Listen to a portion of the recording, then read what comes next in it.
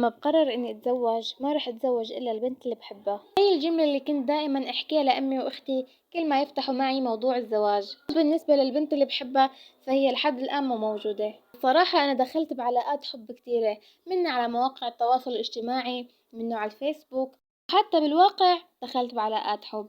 ما كانت ولا قصة تكمل معي. كل ما كنت اتعرف على بنت وبلش حبها واتعلق فيها تنخطب. والله لو أنا الحجر الكريم لفتح النصيب وجلب الحبيب ما كان صار معي هيك. تعرف على أول بنت وحبها فتنخطب، فتعرف على بنت غيرها لأنسى الأولى، فالتانية كمان تنخطب. جيت على هالحالة كتير لحتى حبيت 12 بنت، يعني تقريبا طبقت التزيينة. صراحة تعبت نفسيتي كتير، تعب قلبي، حسيت مشاعري كلياتها استهلكت. حسيت بيوم من الأيام إذا تزوجت ما رح أعرف حب البنت اللي حأتزوجها. لذلك استسلمت وسلمت أمري لرب العالمين، هو اللي رح يختار لي الخير ورح يختار لي البنت اللي رح تكون من نصيبي.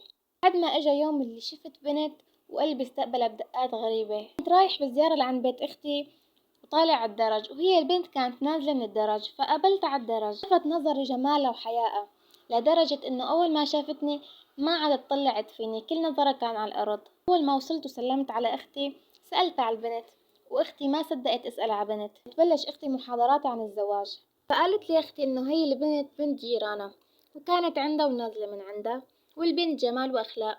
قالت لي اختي يلا بكره بنزل بطلب لك اياها وبشوف ايمت باخذ لك موعد مشان تجي تشوفها. قلت لها لا اختي طولي بالك لسه سألتك عنها ما قلت لك حددي لي شيء. طولي بالك يا اختي ليش مستعجلة، هو كله سؤال. ردت علي وقالت لي طالما سألتني عنها معناتها عجبتك البنت. قلت لها يا اختي البنت عجبتني بس. قالت لي لا في بس ولا في شيء، خلص بكره بنزل وبشوف لك اياهم وبرد لك خبر. خلصت زيارتي عند اختي ورحت لعبيتي. استقبلتني امي بزغروطه خرمت طبل اذني فيها. قالت امي، قلت لها يا امي ليه مين عم تزغلطي؟ قالت لي الك. قلت لها ليش شبني انا؟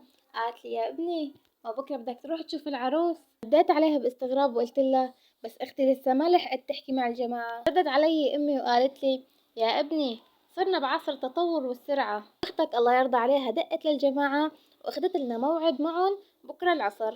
بيقولوا النصيب بيلجم وانا لساني انربط ما قدرت ارفض حتى. اصلا كيف رح ارفض وانا اللي ورطت حالي وسألت اختي. ثاني يوم رحنا انا وامي واختي لعند الجماعة. اول ما دخلت على بيت الجماعة حسيت براحة نفسية عجيبة وسكينة لا توصف. دخلنا وقعدنا وتعرفنا على اهل العروس وكانوا جماعة ادميين واكابر، والعروس ست الحسن تأخرت طلعت وانا مليت من الانتظار. اختي كانت قاعدة جنبي، ميلت عليها وسألتها صحي شو اسم العروس؟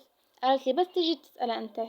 سمعت صوت الأب عم بيقول لبنته تخلي يا بنتي ضيفي القهوة، ومن سمعت هالجملة وأنا فورا عيوني طاروا لعند الباب. بنت كانت حلوة بطريقة غريبة تخطف القلب بدون إذن، برغم إنها كانت على طبيعتها وبدون ولا نقطة مكياج. بدأت بدقات قلب غريبة وكأنه أول مرة بحب.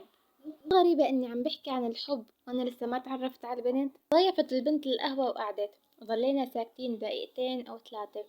فأختي قالت بعد إذنكم بس بدنا نترك العرسان لوحدهم مشان يتعرفوا على بعض، لأنه إذا بدنا نضل قاعدين معاهم رح يضلوا عاملين حالهم خرسان. بداية الأب رفض بس بعدين اقتنع. طلعوا برات الغرفة وتركوا الباب الغرفة عنا مفتوح. حاولت أعصر مخي لأسأل أي سؤال أو حتى أفتح مع أي موضوع، بس أبدا مخي متنح والأسلاك اللي براسي كلياتها تقطعت. بعد تفكير كبير سألتها شو اسمك؟ فردت علي وقالت لي اسمي أميرة، وهي سألتني عن اسمي فقلت لها وأنا اسمي لك صحيح شو كان اسمي؟